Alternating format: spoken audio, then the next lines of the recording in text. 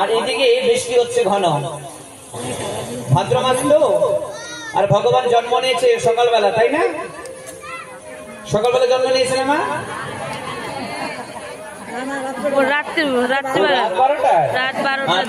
সেই যে ব্যাপারটা জানলাম তাহলে, হ্যাঁ আরেকটা জানা হয়ে গেল আবার। ভগবান জন্ম নিয়েছে রাত্রি 12টা, তাই তো? আচ্ছা, ভগবান যখন রাত 12টায় জন্মগ্রহণ করবে, এমন কি মন গো? বলে ভাদ্র মাস কৃষ্ণপক্ষ অষ্টমী তিথি। কি তিথি মা? অষ্টমী তিথি। ভাদ্র মাস কৃষ্ণপক্ষ অষ্টমী তিথি, মধ্যরাত্রি। মধ্যরাত্রি মানে বুঝো তো? রাত 12টা।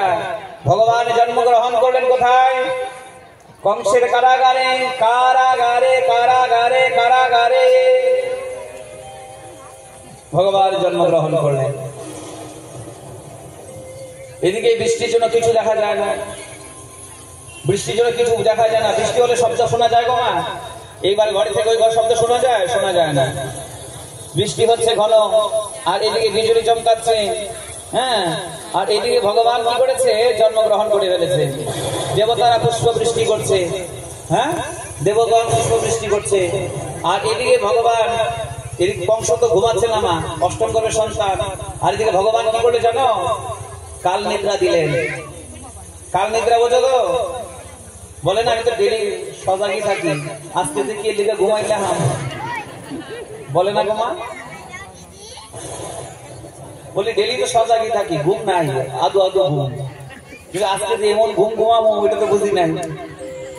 হ্যাঁ, কংস সবসময় যাক না, কিন্তু আজকে যে এমন ঘুমাবে সে বুঝতে পারে নাই। আর এদিকে অষ্টম গর্ভে সন্তান হয়ে গেল, ছেলে সন্তান হয়েছে।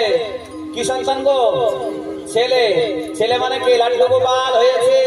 ও মা, ছেলে হলে পয়সার জোগাড় দাও তোমরা, তাহলে দাও দেখি।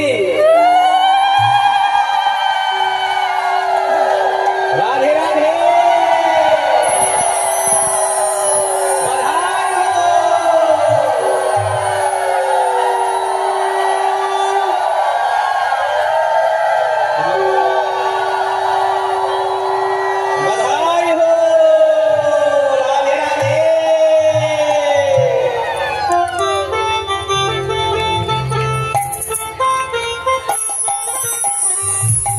স্বর্গে বাদ্য কি করছে মা? আর এদিকে ভগবান